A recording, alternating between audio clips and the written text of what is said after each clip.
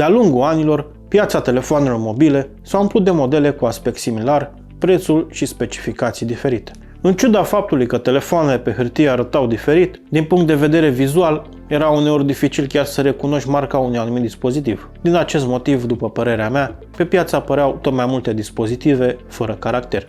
Din fericire, au apărut smartphone-urile pentru gameri, care, deși nu erau neapărat potrivite pentru majoritatea utilizatorilor, se apărau totuși în nișa lor, atât prin specificații puternice, care puteau face față unor titluri solicitante, cât și printr-un design neconvențional, care se adresa cu siguranță unei anumite categorii de utilizatori. Deși Asus ROG Phone 6 pare un telefon bun cu aspect plăcut, acesta are acum o ediție de colecție cu tema Diablo Immortal, iar acum a ajuns la teste în redacția Texila. Prin urmare, să vedem ce are de oferit această ediție unicată. În ultimii ani s-a pus accent destul de puternic pe reducerea costurilor de producție, care se manifestă prin vânzarea telefonelor în cutii cât mai mici, în multe cazuri fără încărcător și căști. Dar în cazul de față este imediat evident că avem de-a face cu un obiect de colecție. Cutia imensă din carton este decorată cu o imagine specifică a jocului Diablo. După ce deschidem cutia misterioasă, găsim adevărate comori în interior. Cel mai important obiect aici este evident telefonul, pe care îl vom găsi într-o cutie de carton care ne amintește de Soulstone. Pe lângă acest telefon propriu-zis, există și un ac pentru cartelă SIM frumos finisat, precum și o carcasă din plastic rezistentă decorată cu tema jocului de succes a celor de la Blizzard. În plus, acest obiect m-a captivat complet. Este o husă din piele cu harta sanctuarului, care ascunde un încărcător de 65 de W și un cablu USB Type-C. Un încărcător atât de puternic va putea chiar să încarce și un laptop. Așa că producătorul a făcut un bun efort pentru a adăuga cele mai interesante accesorii posibile. Destul de neașteptat, am descoperit și faptul că acest kit include o lanternă UV semnată cu logo-ul Asus ROG. Cu ajutorul acestui accesoriu putem ilumina anumite elemente de pe harta din piele, precum și runele de pe carcasă. Ediția de colecție arată foarte bine, deși cred că pentru o cutie din carton atât de mare lipsesc câteva gadgeturi, cum ar fi un mic artbook, un poster sau o figurină. După ce am văzut ce conține ediția de colecție, merită să ne uităm mai atent la aspectul dispozitivului. ROG Phone 6 Diablo Immortal Edition este un telefon care cu siguranță nu va fi pe placul tuturor utilizatorilor care caută un dispozitiv neutru și discret. Carcasa în sine este decorată cu grafică din jocul Diablo, iar partea din spate a dispozitivului poate fi iluminată suplimentar. Nu există prea multe butoane fizice. Veți găsi pe partea dreaptă controlul volumului și cel pentru power. În acest caz însă, trebuie să subliniez faptul că butonul de power și cele de volum se mișcă puțin din locul carcasei. Accesul la conectorul USB merită o laudă categorică, sau de fapt doi conectori USB-C. Producătorul le-a plasat atât sub ecran cât și pe marginea stângă, astfel încât să vă puteți continua jocul în timp ce încărcați telefonul. Telefonul cântărește 239 de grame. Se simte că suntem în prezența unui echipament solid și de calitate. Ecranul este un AMOLED de 6,78 de inch. Acesta funcționează la o rezoluție de 2448 cu 1080 de pixeli. Dar tipul de ecran folosit ne spune un singur lucru: contrast mare, culori vii și luminositate ridicată. Toate aceste elemente se traduc într-o adevărată plăcere de a utiliza telefonul.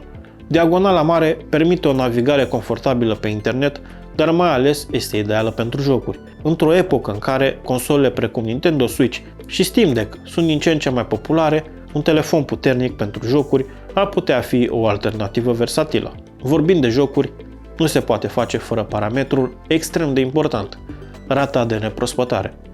În cea mai puternică variantă, aceasta ajunge până la 165 de Hz, ceea ce reprezintă de fapt nivelul monitoarelor de gaming actuale. Desigur, o rată de refresh atât de mare se traduce printr-o consumare mai rapidă a bateriei, așa că putem ajusta rata de refresh la nevoile noastre și putem alege una dintre opțiunile din meniu: 144 de Hz, 120 de Hz, 90 de Hz sau 60, sau modul automat. În realitate, fluiditatea deja oferită de cei 120 de Hz este senzațională. Diferența dintre 60 de Hz și 165 de Hz este vizibilă și este greu să revin la un telefon care are refresh rate mic. Aspectul general este excelent. Ecranul este luminos și nu a existat niciun moment în timpul zilei când ceva nu a fost suficient de vizibil pe ecran din cauza luminosității prea scăzute. Bateria cu care este echipat are o capacitate de 6000 de mAh.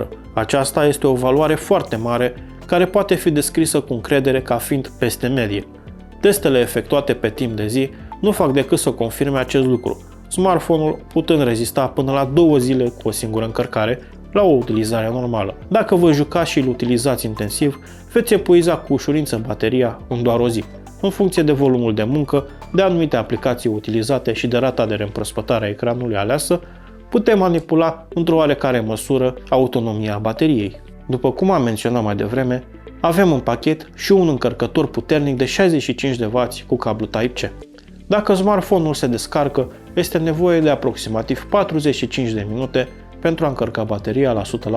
Acesta este un rezultat excepțional. Merită să ne amintim că datorită amplasării unui al doilea conector USB-C pe rama stângă a telefonului, puteți juca cu ușurință jocurile preferate în timp ce telefonul se încarcă. Este un pic păcat că lipsește încărcarea wireless, dar în cazul unui dispozitiv dedicat pentru gaming, acest lucru este pe deplin înțeles.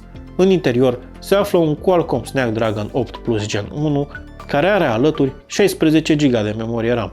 Această configurație oferă rezultate excelente în timpul utilizării zilnice. Telefonul nu s-a blocat nici măcar o dată, totul a fost funcțional fără probleme și chiar și un număr mare de aplicații deschise nu a reprezentat o provocare pentru acest telefon. Chipul grafic este un Adreno 730, un chip foarte puternic care vă permite să vă jucați la o calitate excelentă, chiar și jocuri foarte solicitante. În combinație cu cei 16 GB de memorie RAM și cu procesorul puternic, gaming-ul a fost foarte plăcut pe acest telefon. Adăugați la acestea rata de reîmprospătare de până la 165 de Hz și totul sună aproape de specificațiile unui PC de gaming mai degrabă decât un telefon.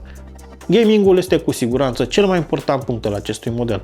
Cu toate acestea, nu se termină doar cu specificațiile, deoarece Asus a pregătit aici o mulțime de soluții software care îmbunătățesc semnificativ experiența de joc. Una dintre acestea este așa numitul Air Triggers, care sunt butoane invizibile situate pe rama dreaptă. Le puteți personaliza în Rock Center, dar foarte important, ele pur și simplu funcționează. Panoul tactil este foarte receptiv și vă permite de fapt să transformați telefonul într-o consolă. De asemenea, producătorul a introdus și așa numitul Gaming Genie, care este un meniu util care vă permite să comutați între setările predefinite în timp ce vă jucați. De asemenea, oferă informații despre parametrii activi ai telefonului, rata de reîmprospătare și temperatura procesorului. Acest lucru este foarte impresionant și chiar util în timpul jocurilor. Pot spune că acesta este cel mai bun telefon de gaming testat aici la redacție. Asus ROG Phone 6 a ridicat ștacheta foarte mult, deoarece niciun joc nu reprezintă o provocare prea serioasă pentru el. Acum, după cum spuneam și în anii trecuți, dezvoltatorii de jocuri nu au reușit să țină pasul cu evoluția software și găsim puține jocuri care să meargă cu peste 60 de Hz sau care să ofere o grafică care este de-a pe spate și să pună la pământ acest gen de hardware. Merită un plus suplimentar difuzoarele, care sunt atât de bune încât avem impresia că folosim de fapt o consolă și nu un telefon. În plus, putem oricând să conectăm căștile prin intermediul conectorului jack de 3,5 mm sau evident prin wireless. Performanțele se situează aici la un nivel foarte ridicat și combinate cu îmbunătățirile pentru gameri, putem profita la maxim de potențialul acestui dispozitiv. Există mai multe avantaje, dar cele mai importante sunt consecvența aspectului software-ului în sine cu telefonul în ansamblu, precum și animația foarte cool la deblocarea telefonului cu ajutorul amprentei. Dezavantajul acestei soluții, în opinia mea, este o anumită lizibilitate, motiv pentru care mulți preferă interfața Android stock. Pictogramele își pierd aspectul original și este nevoie de o perioadă destul de lungă de timp pentru a te obișnui cu ele. Desigur, puteți opta oricând pentru cea clasică, care m-a însoțit mult mai des în restul testelor. Producătorul a echipat telefonul cu 512 GB de memorie internă. Aceasta este o cantitate gigantică de spațiu, dar merită să amintim faptul că telefonul nu are un slot pentru card de memorie. În afară de asta, sistemul funcționează foarte bine și este greu să am plângeri despre ceva în această privință. Telefonul este echipat cu un set de camere care deja pe hârtie este puțin probabil să indice o configurație puternică. Nu se descurcă rău, mai ales în timpul zilei când avem multă lumină ambientală, dar în ceea ce privește capacitățile și alegerea anumitor opțiuni, chiar și flagship-urile mai vechi de câțiva ani se descurcă mult mai bine. Acesta are o cameră principală de 13 megapixeli, una ultra-wide tot de 13 megapixeli, una macro de 5 megapixeli și alta frontală de 12 megapixeli. Pozele arată bine, dar nu este nimic wow. Telefonul nu este dedicat pentru această categorie, dar camerele sunt binevenite și nu voi intra în detalii despre acest aspect. Versiunea ROG Phone 6 cu branding Diablo Immortal este o propunere interesantă pentru pasionații de gaming și pentru fanii tuturor tipurilor de ediții de colecție.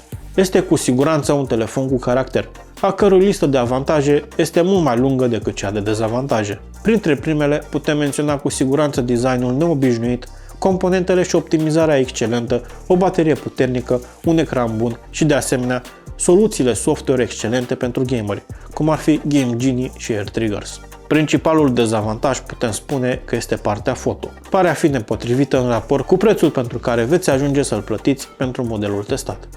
Cu toate acestea, trebuie să fim conștienți de faptul că acesta este un telefon tipic pentru gaming, cu accent pe divertisment virtual și rar ne așteptăm de la astfel de dispozitive la o calitate a fotografiilor direct proporțională cu cele populare flagship-urilor. Merită cumpărat? Dacă ești deja în căutarea unui telefon pentru utilizarea de zi cu zi și te joci ocazional, atunci nu merită.